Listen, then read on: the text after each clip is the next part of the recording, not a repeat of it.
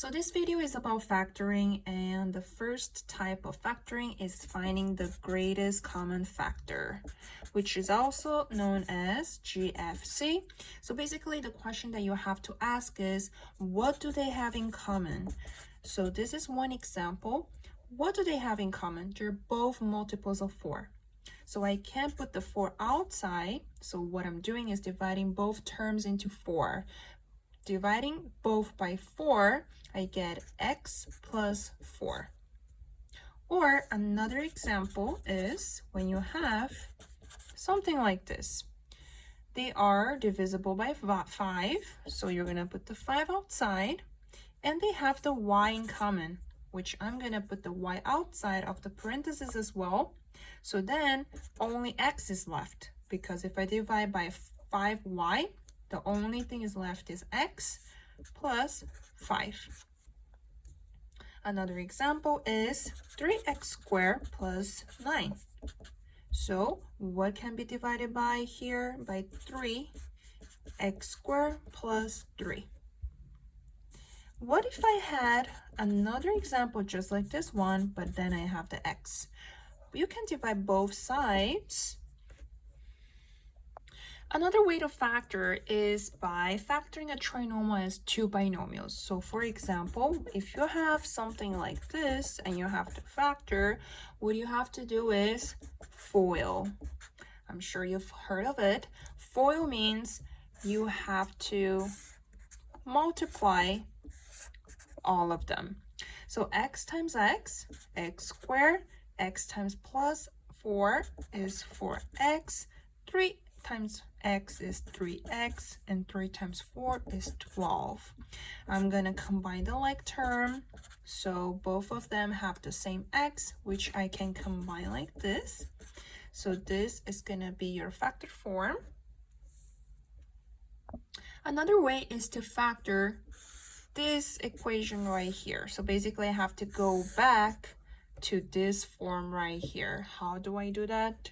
So basically I am gonna see this number here, which if you don't have anything, that's the same thing as having a 1 in front of it. So 1, I'm gonna put 1 and 1. There are many ways to solve this, but this is, I think personally, this works the best. And 12, you're gonna find out what are the two numbers that if I multiply will give me a 12. 3 and 4. Okay, so yes, you might be thinking 2 and 6 maybe. We can try to do 2 and 6. What I like to do here, you have to cross multiply. 3 times 1 is 3, and 1 times 4 is 4. Can these two numbers somehow give me the middle number here, 7? Yes, so this seems to be the answer. When I do here cross multiplication, I get 2 and 6.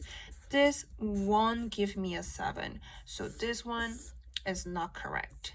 This seems to be the right answer. So if it's 7 here, that means these are the answers, which it makes sense because in the beginning we had x plus 3 and x plus 4.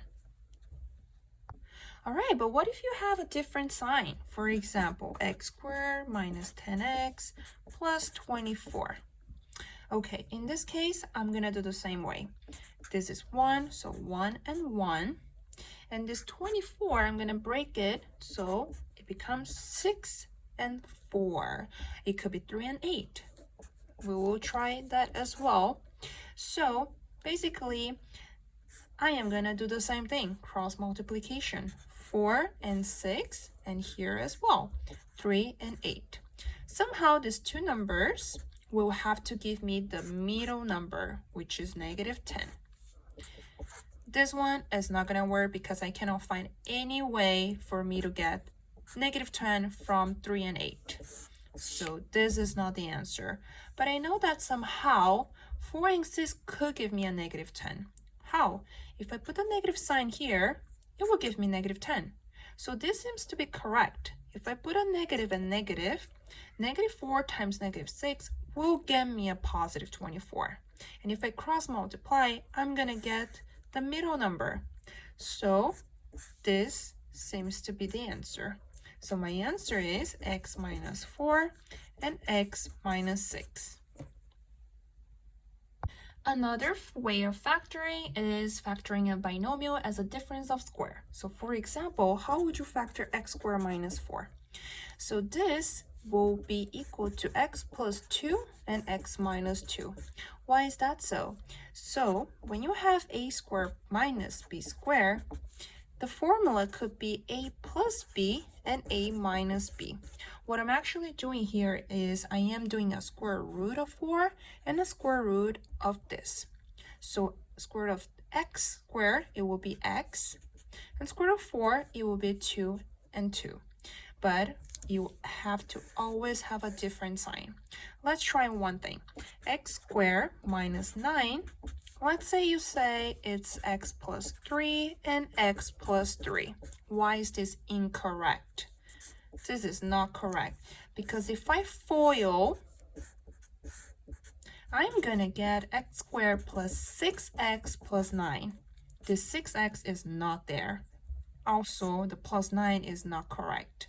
So it has to be x plus 3 and x minus 3. If I FOIL, you're gonna see that you are gonna get the answer. Let's check. This is gonna cancel, so it will go back to the question. So I'm gonna be doing more factoring questions on next video, so stay tuned.